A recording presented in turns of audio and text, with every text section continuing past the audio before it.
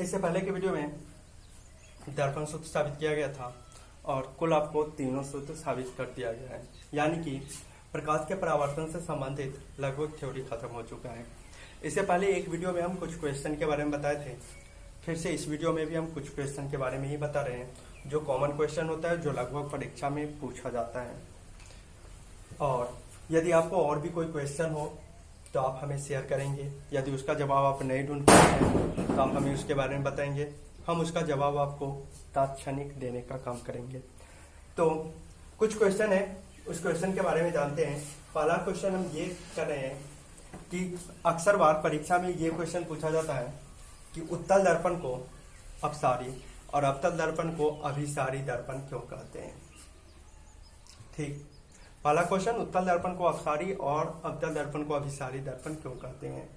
तो इसका कारण यह है कि उत्तल दर्पण जो है अनंत से आ रही प्रकाश की किरण को फैलाने का काम करता है, जबकि अवतल दर्पण अनंत से आ रही प्रकाश की किरण को सिमटने का काम करता है। यही कारण है कि उत्तल दर्पण को अपसारी दर्पण और अवतल दर्पण को अभिसारी दर्पण कहते हैं। यदि इसमें आपको कोई किसी प्रकार का कोई कंफ्यूजन हो तो आप हमें बता देंगे, हम उसको फिगर के साथ बता देंगे। फिगर के साथ अगर बताएं तो एक क्वेश्चन में ही ज्यादा समय लग जाएगा।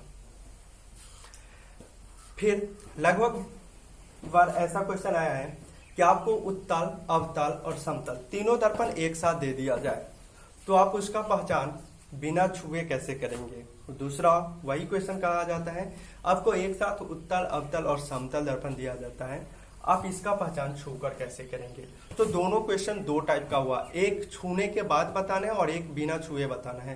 तो आप इसको गौर से समझिए। हम पहले छूकर बताने का बात बता रहे हैं कि उत्तल दर्पण की पहचान कैसे करेंगे, अवतल दर्पण की पहचान कैसे करेंगे और समतल दर्पण का पहचान कैसे करेंगे।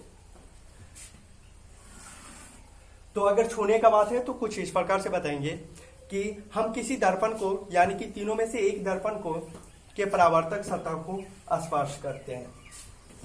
ठीक है, स्पर्श करने पर यदि उसके परावर्तक सतह अंदर की ओर धंसा हुआ पाया जाता है तो वह दर्पण अवतल दर्पण होगा। ठीक है, छूने के बाद ऐसा हम कभी भी नहीं कह सकते हैं कि अवतल दर्पण को छुएंगे तो उसका परावर्तक सतह धंसा हुआ होगा। अगर हम ये बता रहे हैं तो हम अवतल दर्पण को डायरेक्टली छू रहे हैं, तो ये गलत जवाब होगा।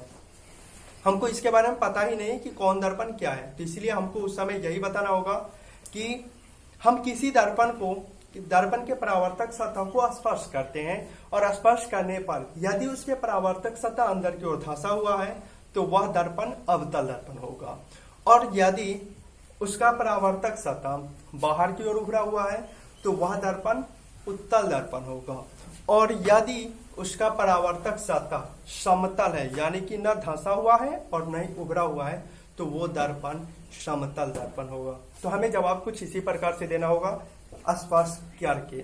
और स्पर्श किए बिना अगर पूछा जाए तो उस समय हम जवाब क्या देंगे, यानी कि बिना छुए हुए बताना है। तो आपको प्रतिबिंब बनाने के नियम बताया गया और इसमें आपको प्रतिबिंब बनाने के लिए कहा गया है। अगर आप प्रतिबिंब बनाए होंगे तो आसानी से समझ सकते हैं। सबसे पहला बताएंगे कि हम किसी दर्पण के सामने अपना प्रतिबिंब देखते हैं और अपने प्रतिबिंब आगे पीछे होकर देखते हैं। यदि हमारे प्रतिबिंब हमारे आकार के बराबर हर स्थिति में बनता है तो वह दर्पण समतल दर्पण होगा, क्योंकि समतल दर्पण में जो है प्रतिबिंब हमेशा वस्तु की ऊंचाई के बराबर बनता है। तो वही बताएंगे कि हम प्रतिबिंब जो है, यानी कि अपना प्रतिबिंब दर्पण के सामने कई स्थिति में बनाते हैं, कभी आगे कभी पीछे होकर बनाते हैं, और यदि हमारा प्रतिबिंब सेम बना तो वो दर्पण समतल दर्पण होगा। फिर यदि हम दर्पण के आगे पीछे होकर अपने प्रतिबिंब बनाते हैं और हमारे प्रतिबिंब का आकार बढ़ता घटता पाया जाता है तो वह दर्पण अवतल दर्पण होगा। और फिर यदि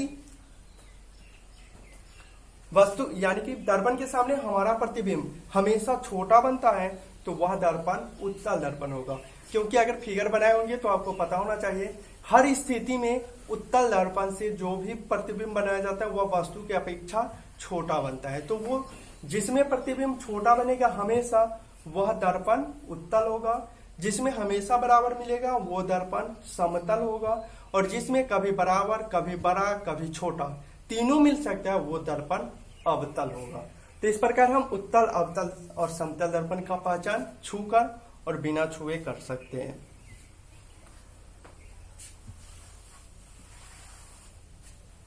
चलिए, आपको अगर आवर्धन के बारे में नहीं बताए होंगे तो इसी वीडियो में आपको बता देते हैं आवर्धन क्या होता है।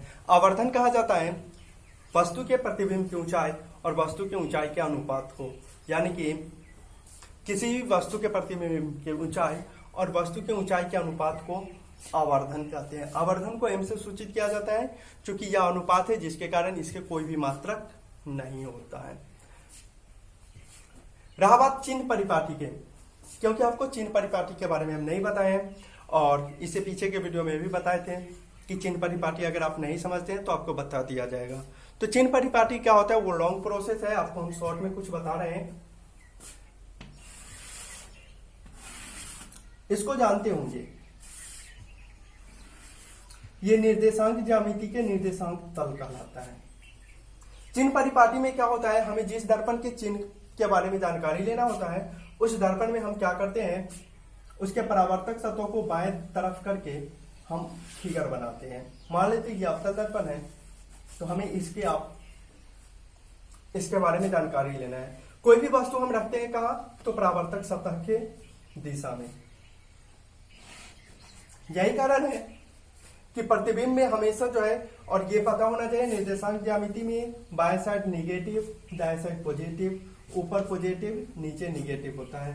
तो हमेशा जो होता है वह प्रतिबिंब ये दर्पण से वस्तु की दूरी निगेटिव होता है किसी भी दर्पण में। तो यही होता है चिन्ह परिपाटी। हमेशा जब भी हम दर्पण से वस्तु के बीच की दूरी लेंगे तो वो निगेटिव लेंगे।